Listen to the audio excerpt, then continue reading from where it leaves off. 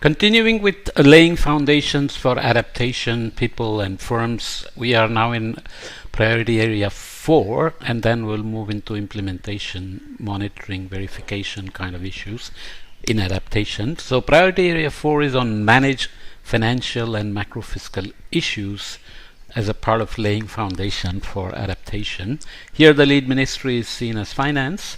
The impact of climate change on the economy will affect activity and tax revenues, and strong impacts on major sectors, especially exporting ones, can affect a country's trade balance and capital flows. As economists, they will always use terms like financial, fiscal, economic, monetary, and so on. You should be generally aware of it. Fiscal are the issues of tax revenues that the government deals with, and financial are kind of how the industries, businesses, commerce raises money, so deposits, loans, etc. And monetary is where the flow of money, let's say central bank controlling interest rates, etc., come in there. Okay, keeping that in mind, the combination of these factors may result in new risks for macroeconomic stability, public finances, and debt sustainability, and the broader financial sector as a whole. Governments will need to manage these risks considering the many channels involved, as we'll see in the figure. However, the macro level impacts of climate change are extremely uncertain. This is something we have to keep in mind, because adaptation investments can increase if you delay too much. On the other hand, you have to be careful, because you may end up with maladaptation, investing in something that's not suitable for the change that's coming. And all quantified assessments should be considered as a partial approximation and used in a way that considers both this uncertainty and the possibility of surprises. Okay, surprises are going to be many in this. Already we have had many. Socio-political issues at the base here in terms of migration, conflicts, political issues, and redistribution of gains and losses in a community or across the globe. Because if we want to act as a humanity against climate impacts, climate adaptation, then it will turn out that everybody has to be protected. These are interacting and feeding back with physical, health, and crop models. So these are climate change affects macrofiscal and financial aggregates. So climate change affects microfiscal and financial aggregates, and these are the pathways. Physical health, crop models, climate scenarios are important here for the future, remembering all the uncertainties, as I always like to remind people. In the first couple of decades, model uncertainties dominate the projection, trajectories, and so on.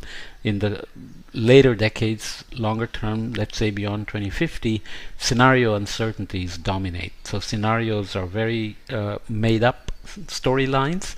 And if you look at Russian invasion of Ukraine and the perturbations into the energy markets, fertilizers, agriculture, wheat supply, and so on, then you see how complicated the scenarios are. And in general, it's not very easy to predict how geopolitics, climate change, and human reactions and alignments will respond. Physical impacts have to be considered: reduction in yield, disaster damages, labor productivity, and things like the pandemic, increased probabilities, etc. Here we damp or magnify the impacts in terms of real economy and macro fiscal and financial aggregates. Impact on firms, operations, and investment choices, for example using supply chain models.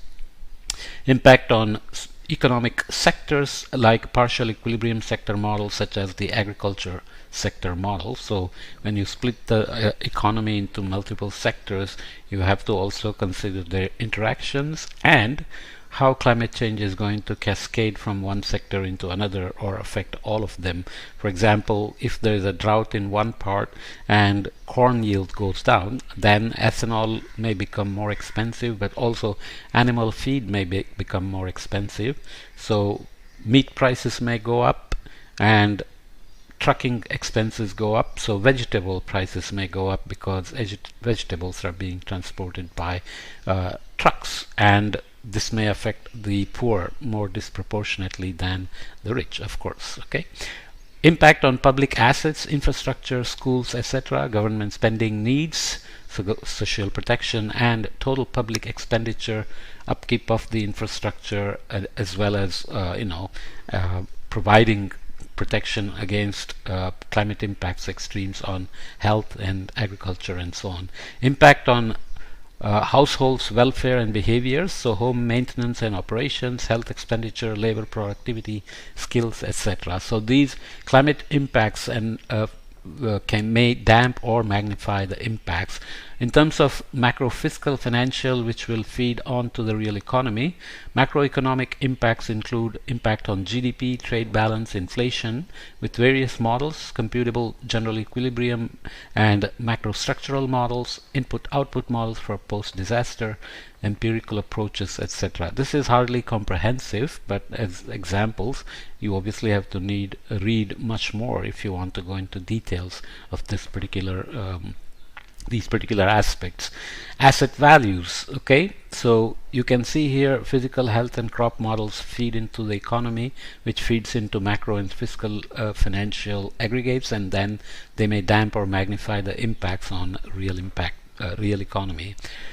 So this is a very complicated loop with feedbacks between all of these components. Okay. So asset values, example, land and housing, equity, bonds and loans, and financial system stability.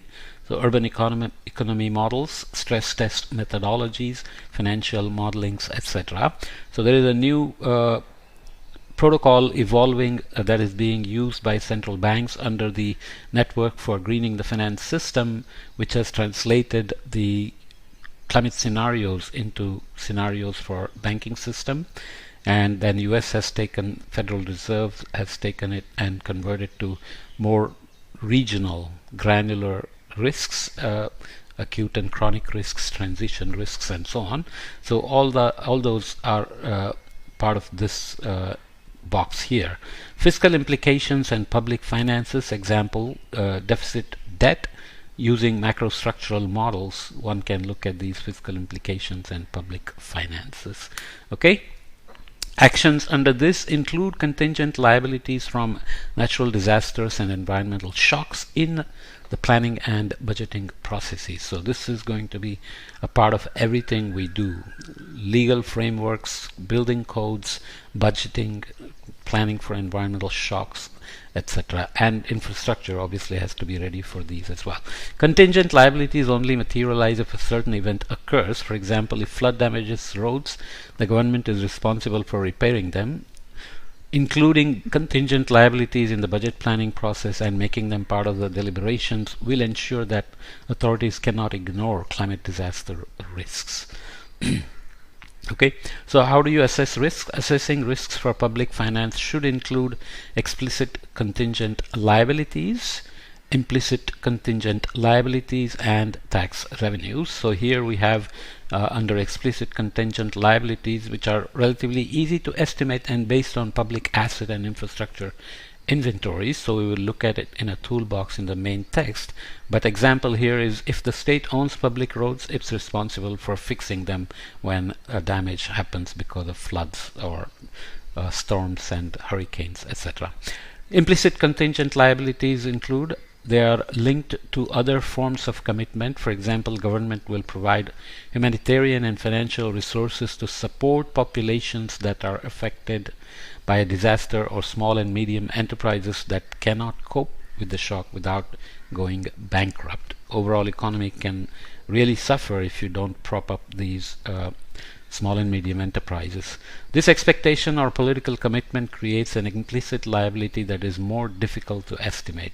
So you go into the future, you're converting climate risks, which are already quite uncertain, into fiscal and monetary risks, and then you are looking at their cascades into the economy, and that's going to create a lot of implicit contingent liabilities.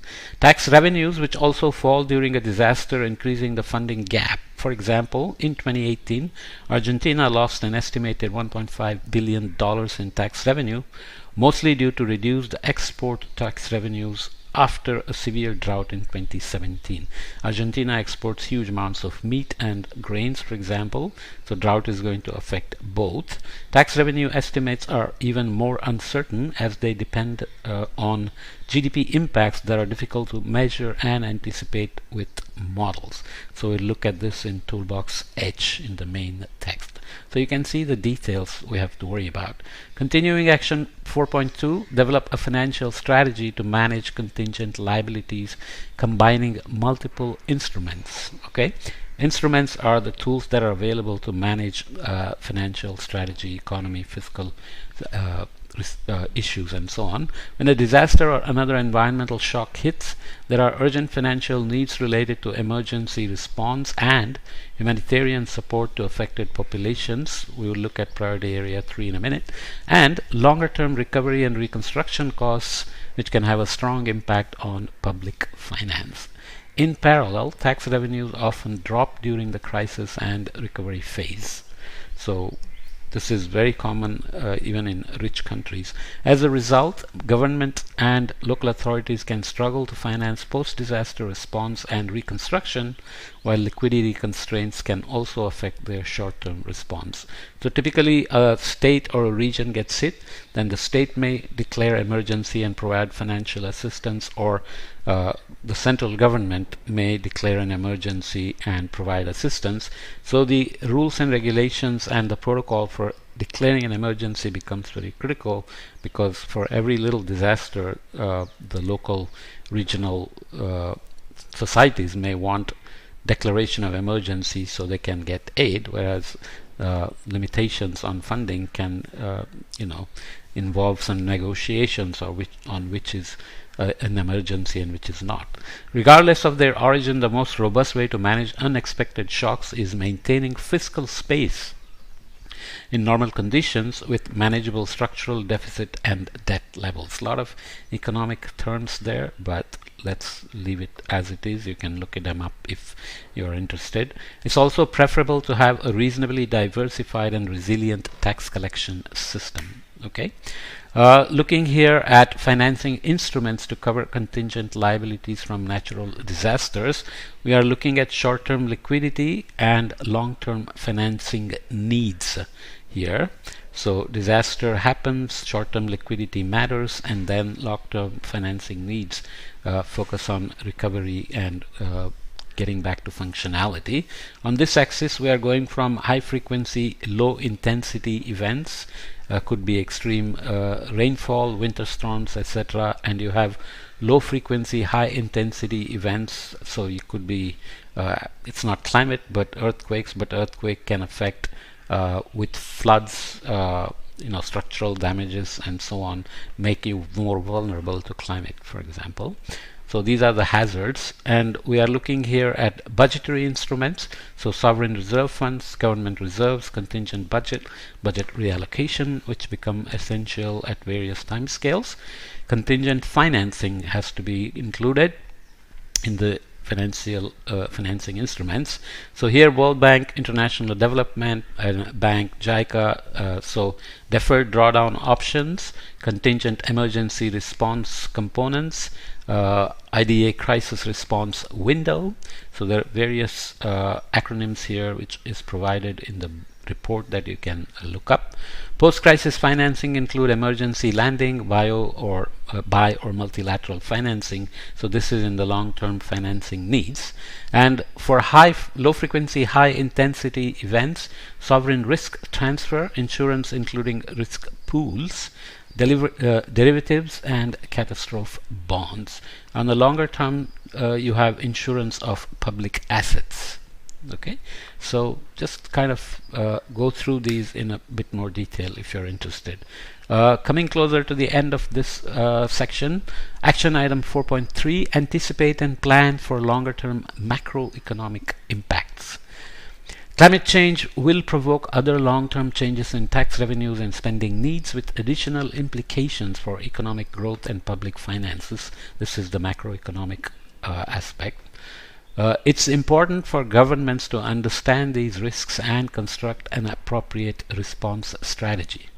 They can use macrofiscal risk assessments as a standalone analysis, such as with the World Bank and International Monetary Fund's climate change policy assessments, or embed them into other long-term macro-level assessments.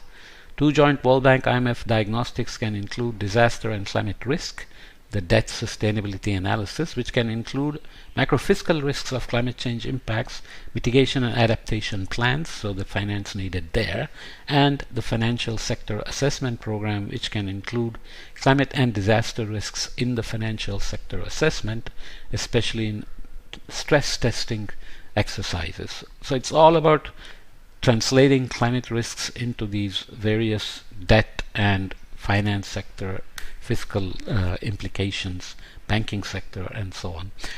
4.4 Communicate and mitigate the disaster climate and climate risk exposure of the financial sector and pension systems. These are very critical because people invest in pensions over a lifetime, and of course you have bank failures and other artificial perturbations and shocks to the system which actually cause serious damage, unexpected handicaps for people who are retired or retiring and so on. But here we are talking about climate adaptation. So one role of financial system is to help the economy manage risks.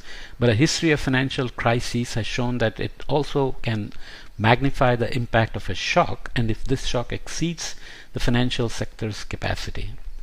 Governments must therefore assess their financial system's ability to absorb climate shocks and to ensure it can play the role of adaptation facilitator and not create a crisis. We'll see it in a toolbox later on in terms of stress testing approaches that are suggested and may already being used now. Climate change and natural disasters can impact the financial sector balance sheets through 4 overlapping channels. Operational risk, such as damages to financial infrastructure, right? Market and liquidity risk, such as brutal changes in asset valuations. Credit risk, including shocks that adversely affect borrower repayment capacity or lower collateral prices. So defaults are a big consideration in the stress testing that is being done at continental level under the the network of greening the financial system protocols, and the US Board of Governors is providing more regional risk assessments for loans and default rates, etc. as well. So credit risk comes in there. Underwriting risk, including errors in pricing of insurance and reinsurance liabilities. So let's say you are living in a neighborhood and you have insured your house for a certain amount with a premium at a certain level, and your neighborhood becomes much more vulnerable and exposed to climate risks. So then insurance company has to reassess its underwriting, and reinsurance companies, which pay the insurance companies for their coverage of the damages they have to pay out, they have to then reassess what they have committed to, and so on. Okay, so we'll come back and look at the next section in the next podcast, but hopefully all these words that I'm reading off can be assimilated along with the lot of references that are provided in this nice extended report, as well as reading the details in the report itself, because I'm only picking certain highlights and not reading the whole thing. You'll have to do that yourself. Okay.